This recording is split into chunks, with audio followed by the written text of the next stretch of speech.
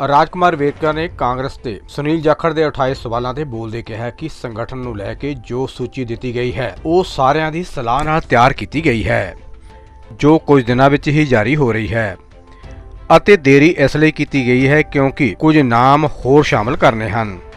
ਵੇਰਕਾ ਨੇ ਇਹ ਵੀ ਕਿਹਾ ਕਿ ਇਹ ਸੂਚੀ ਸੁਨੀਲ ਜਾਖੜ ਦੇ ਸਮੇਂ ਤੋਂ ਹੀ ਬਣੀ ਹੋਈ ਹੈ।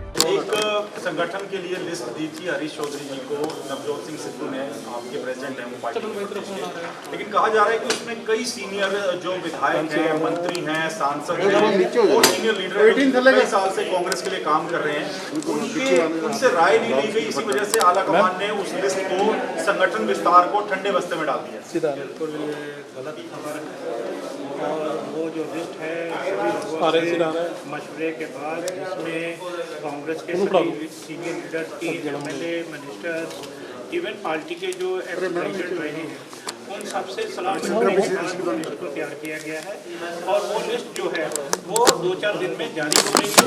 किसी भी तरह की लिस्ट में कोई भी परेशानी नहीं है, ना कोई इतराज है किसी को। वो लिस्ट में सिर्फ देरी इसलिए हुई है कि कुछ रिकमेंडेशन और है जिसको और शामिल करने की ज़रूरत थी, उनको शामिल किया गया है, लेकिन किसी भी तरह का पार्टी के अंदर ऐसा कोई मतभेद। सुनील जाखड़ नाराज है, उन्होंने अभी भी ट्वीट किया, नवजोत सिंह सिद्धू को वो टारगेट कर रहे हैं, लगातार ट्वीट उनके जारी है। उनसे कोई राय नहीं ली गई। कई लीडर्स हैं, कई विधायक हैं, कह रहे हैं हमारे इलाकों में जिला प्रधान नियुक्ति हुई है लेकिन हमसे ही नहीं पूछा गया।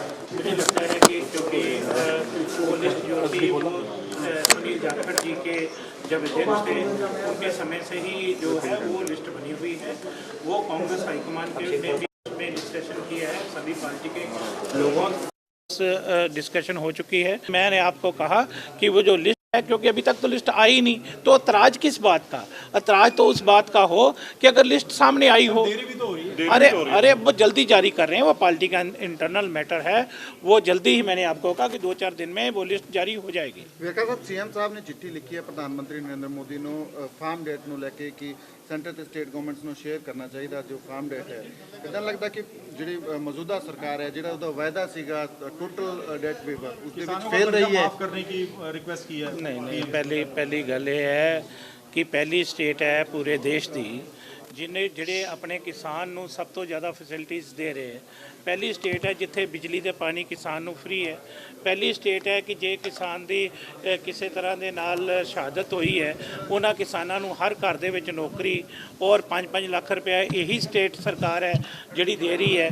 ਔਰ ਅਸੀਂ ਇਹ ਗੱਲ ਕਹੀ ਹੈ ਕਿ ਬਈ ਕੇਂਦਰ ਸਰਕਾਰ ਜਿਹੜੀ ਹੈ ਉਹ ਇਹਦੇ ਵਾਸਤੇ ਮੁਆਵਜ਼ਾ ਵਧਾਵੇ ਔਰ ਉਹਨਾਂ ਦਾ ਜਿਹੜਾ ਲਾਸ ਹੋਇਆ ਉਹਨੂੰ ਪੂਰਾ ਕਰਨ ਵਾਸਤੇ ਜਿਹੜਾ ਸਾਡਾ ਸਟੇਟ ਦਾ ਸ਼ੇਅਰ ਹੈ 25% ਅਸੀਂ ਪਾਉਣ ਲਈ ਤਿਆਰ ਹਾਂ। ਔਰ ਕੇਂਦਰ ਸਰਕਾਰ ਇਹਦੇ ਵਾਸਤੇ ਕਿਸਾਨਾਂ ਦੀ ਬਾਹ ਫੜੇ, ਹੱਥ ਅੱਗੇ ਵਧਾਵੇ ਔਰ ਪੰਜਾਬ ਸਰਕਾਰ ਪੂਰੀ ਤਰ੍ਹਾਂ ਦੇ ਨਾਲ ਇਹ ਕਿਸਾਨਾਂ ਦੀ ਮਦਦ ਲਈ ਤਿਆਰ ਹੈ।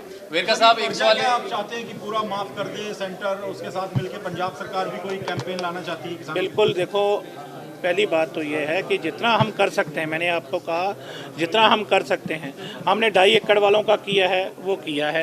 हमने उसके अलावा मैंने आपको कहा है कि उसके अलावा ये भी किसानों का बिजली पानी भी तो हम फ्री दे ही रहे हैं ना, वो भी तो हम ही कर रहे हैं।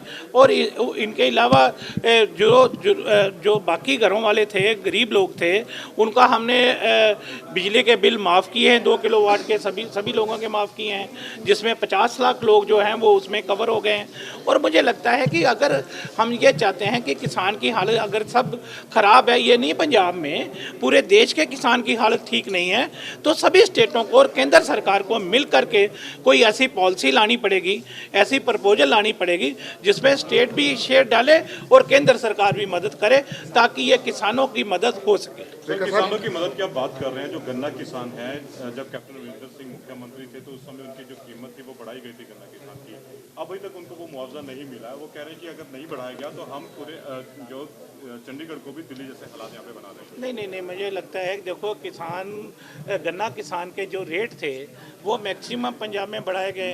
अब ये है कि ये सब लोग जानते हैं कि पंजाब की वित्तीय हालात जो है वो ख़राब होने के बावजूद भी इस सरकार ने लोगों की बाहें पकड़ी है। किसानों के साथ खड़ी हुई है और हमारा किसान भी हमारे नीयत को जानता है कि चरणजीत सिंह चन्नी की सरकार जो जितने भी अभी किसानों की मीटिंग हुई थी जिसमें राज्यपाल साहब और सभी किसान यूनियन जो 30 किसान यूनियन आई थी, सभी ने जो मिलकर के सुजेशन दी थी, इन बिन उस सुजेशन को जो है वो पंजाब सरकार ने लागू किया है।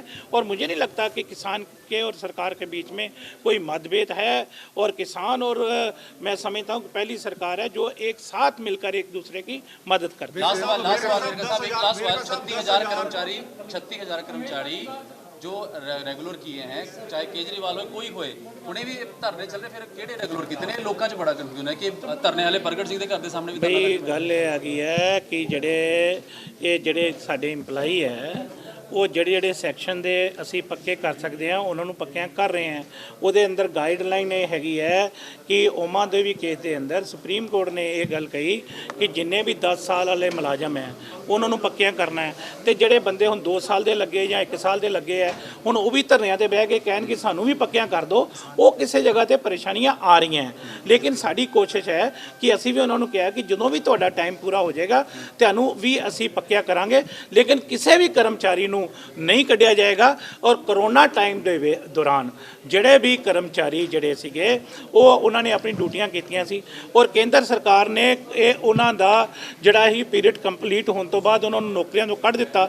ਪੰਜਾਬ ਸਰਕਾਰ ਨੇ ਉਹਨਾਂ ਨੂੰ ਗਲੇ ਲਗਾ ਲਿਆ और 1 ਦਸੰਬਰ ਤੋਂ ਜਿਹੜੀਆਂ ਸਾਡੀ ਨਰਸਿਸ ਹੈ, ਕਲਾਸ 4 ਹੈ, ਟੈਕਨੀਕਲ ਸਟਾਫ ਹੈ, ਲੈਬੋਰਟਰੀ ਸਟਾਫ ਹੈ, ਉਹ ਸਾਰਿਆਂ ਨੂੰ ਹੀ ਦੁਬਾਰਾ ਤੋਂ 1 ਦਸੰबर ਤੋਂ ਨੌਕਰੀਆਂ ਤੇ ਰੱਖਣ ਦਾ ਫੈਸਲਾ कर लिया गया। वैकेंसी निकाली है पंजाब सरकार ने, लेकिन ये जो कॉन्ट्रैक्ट पे कर्मचारी हैं वो कह रहे हैं जी हमें पक्का किया नहीं और एजुकेशन डिपार्टमेंट में 10,000 वैकेंसी निकाल दी है सीएम साहब ने। देखो बेसिक मैंने आपको कहा कि हर चीज़ का एक नॉर्म है और जो एक सर्विस रूल है जो जिस हिसाब से पक्का होना उसी हिसाब से होना है ना।